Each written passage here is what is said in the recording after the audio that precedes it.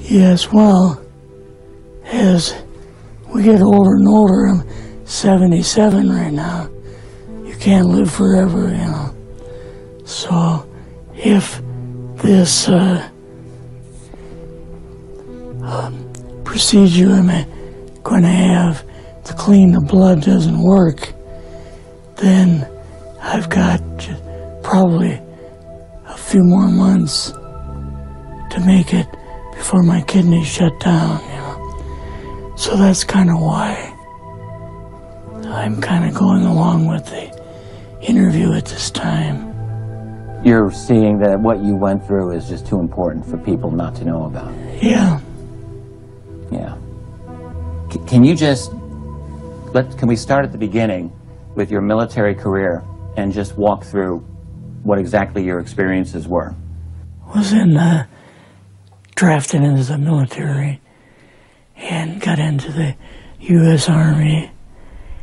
After that, I was sent to the Signal Training Center in eastern United States. What year would this be?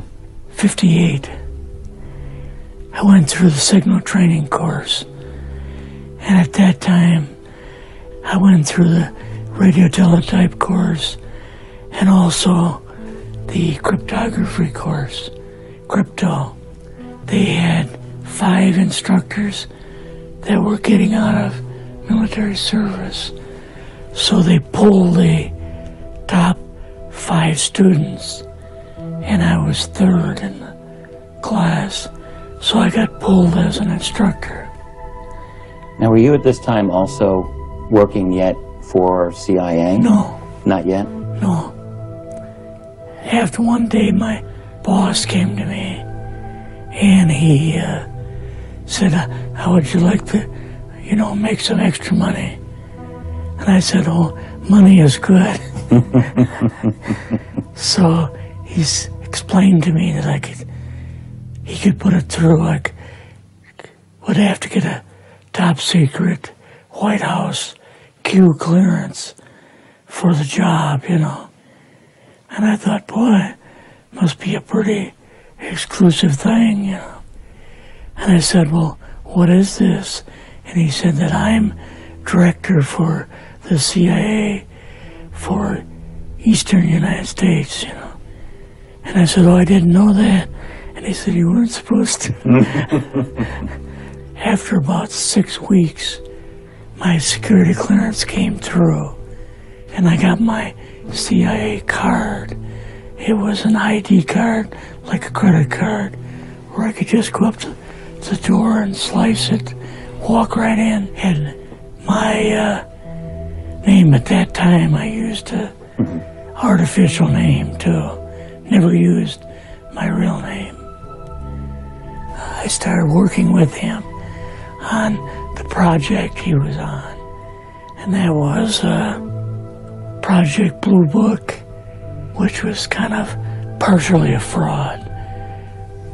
You're saying some of the Blue Book cases were, yes, were completely fictitious? Yes. But the cases that we got came from, I think it was Fort Belvoir, Maryland. Fort Belvoir? Yeah, and it didn't come from the Pentagon, or it didn't come from CIA headquarters. But we would get reports about a certain sighting that they had in Mexico or Italy or something like that.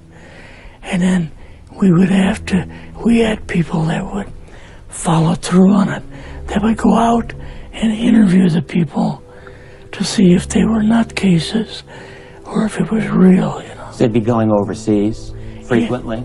Yeah, I wasn't, but I always stayed statewide. But the people we had working with us from the CIA would do that. We would get like a new report probably a couple times a week. I was coming into the Army fresh off the farm, you know, So I really didn't have much knowledge of anything, but my boss filled me in on Project Blue Book and what they had found so far as grays and aliens and the Roswell incident. How did you feel when this first got dumped on you? When you first learned about this? I was just kind of overwhelmed with all of this, you know. And I said to him, I don't know if I'm going to be able to be a judge of this type of thing. What's real, what's not, when I don't have much knowledge of it, you know. So... What did he say? He said, well, we have to build the information as we go, and you'll see how this thing is working out. And then the other thing is, of course, you really weren't able to tell family or close friends, obviously. No, I couldn't tell anybody. In fact, I had to take a vow that I wouldn't tell anybody. A lot of it for 40 years, and more of it for 50 years, which is up in 2010. You're doing all this crypto work, you're looking at images, photographs, video. It's 1958, maybe the fall of 58. What happened after this? At that time, the Project Blue Book thing kind of went pot, you know. If you remember, back in those days, they kind of declared it as a nothing, you know. Mm-hmm. Right. And they were telling the world all UFOs are misidentifications, hoaxes, balloons, psychological issues, whatever. Yes. Yeah. So my boss came to me and he says, we've both got a new assignment. And he says, oh, I said, where are we going? Oh, he says, we're going to the Capitol. We're going to be part of the Eisenhower push.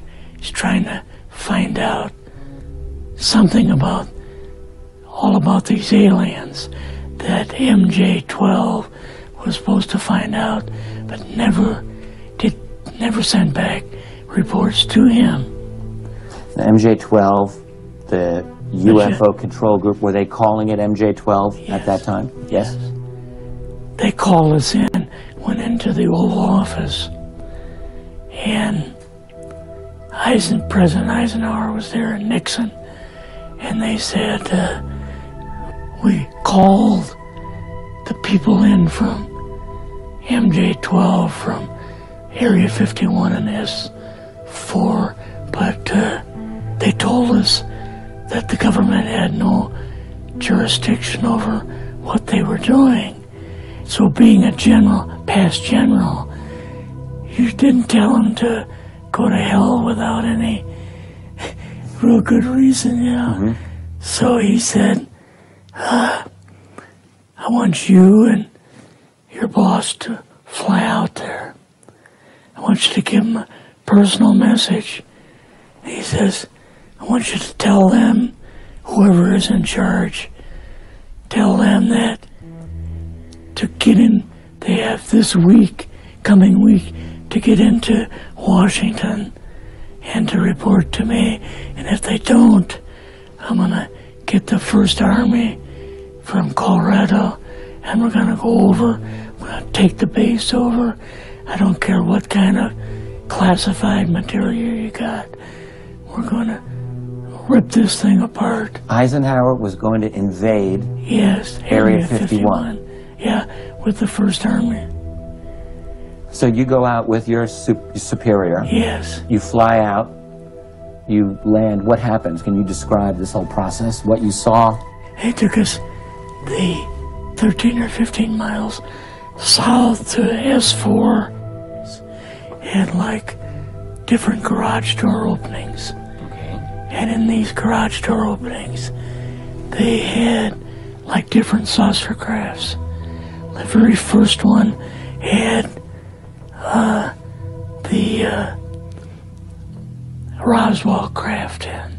It was kind of crashed up, but apparently every alien that was in it died except for a couple. So you see the Roswell craft, and what are some of the others that you see? Well, the Roswell craft was really strange because it looked like real heavy aluminum foil. We could rock next to it, and you could rock it. The whole thing probably weighed 150, 300 pounds. Could they tell what the source of power was of this craft? Yeah, it was like a reverse gravitational thing of some kind. In fact, later on, I got the mathematical code for reversing gravity in a 3x5 card. I guess there are different types of grays and so on. How did you see that evidence? Well, at the later on at S4, we viewed the autopsy film, and then the colonel said, "What we've got in here is we're interviewing a gray alien." All right, right there. How did you feel at that moment? Well, I thought, boy, we had no idea we were going to see the real thing. All we saw was film. You had to have a little bit of heart racing at that moment. My boss was able to go in and had a partial interview with him. So what did this gray alien look like? Could you describe him a little bit? This one looked a little bit oriental. So I'm just wondering if it looked almost human, what about this didn't look human? No, it didn't look human as far as the skin tone and basically the shape of it and the size. How was its head size compared with a normal human, for example? Brain was kind of a little bit bigger, and some of the nose was very, very small, and the ears were just like holes. Mouth was very small. Now, why were they bringing you out here at all, anyway, to see an alien? What was the point? To go back and tell the president they actually had one. So he did not know at this point if there was an alien at S4? No. What did you do then at Area? Were you done, or did you have other things to do with Yes, S4? so basically we were kind of done, went back to Area 51. They took us into the main building, and there we saw a U-2, which of course we didn't know existed. And a model of the SR-71. Yeah, the Blackbird. So, but like I mentioned earlier, it was not a model of the current Blackbird. It's an earlier version. But an early version. Did you go directly to Washington after this? Yes. Or did you go somewhere else? How did they get, did you fly regular airline? Or? We flew back to the commuter plane back to the air base, and then took President Eisenhower's Lockheed Electra back to Washington. You and your supervisor, superior officer, and now you're meeting with the president? Yes. Can you describe this? Well, we met with him in, the second story of the old OSS warehouse building. And Eisenhower and Nixon were there, and also Hoover was there. So he asked us what was going on, and we told him about the alien, the whole situation, and the black projects and so on, and he was just totally shocked. He appeared for the first time to be worried, you know, like he was worried. I would think that Eisenhower would, I mean, he certainly knew that flying saucers were real. Yes. He knew that there were aliens So I guess I'm just wondering, what would he have been, really surprised about? Surprised about the black programs. Eisenhower said, gotta keep this thing completely secret. Can't talk about this. Your actual name is, the name you grew up with, that was a different name than what you had in this. I never used it in the CIA at all. Now, what about today? You're going on the public record, and this is still sensitive information, even though earlier you talked about, security oaths that maybe expire after a certain period of time. 50 years. But you're still concerned. Linda Moldenhauer's phone call, her phone was tapped, and they got my phone number, and through the telephone company, they were able to find me, and so on. When they found you, what happened? I was going to a grocery store. Two guys in black suits come out of a black Lincoln town car and came over to see me. And they told me that I better not publish anything or talk to Linda about any more things. So at that time, I did, I stopped. That was enough to intimidate you? Yes.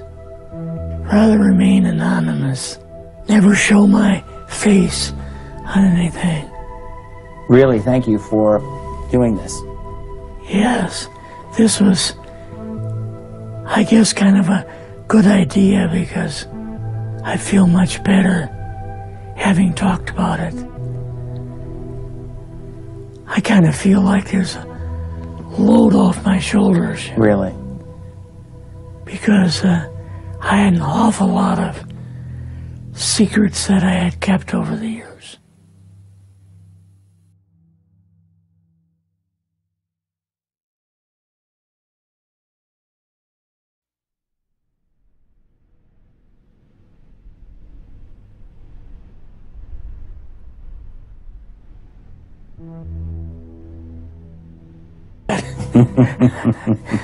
So he's explained to me that he could put it through, would have to get a top secret White House Q clearance for the job, And I thought, boy, must be a pretty exclusive thing, And I said, well, what is this? And he said that I'm director for the CIA for Eastern United States, And I said, oh, I didn't know that. And he said, you weren't supposed to. He had 5 instructors that were getting out of military service. So they pulled the top 5 students, and I was 3rd in the class. So I got pulled as an instructor. Now, were you at this time also working yet for CIA? No. Not yet? No. After one day, my boss came to me, and he said, how would you like to, make some extra money? And I said, oh, money is good. What exactly your experiences were? Was drafted into the military and got into the U.S. Army. After that, I was sent to the Signal Training Center in Eastern United States. What year would this be? 58. I went through the Signal Training course, and at that time, I went through the radio teletype course and also the cryptography course, crypto. The procedure I'm going to have to clean the blood doesn't work, then I've got probably a few more months to make it before my kidneys shut down, So that's kind of why I'm kind of going along with the interview at this time. You're seeing that what you went through is just too important for people not to know about. Yeah.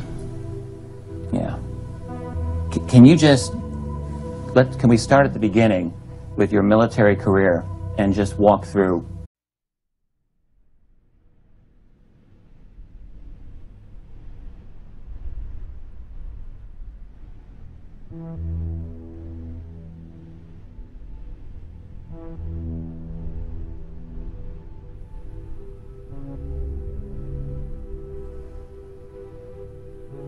Yes, well, as we get older and older, I'm 77 right now.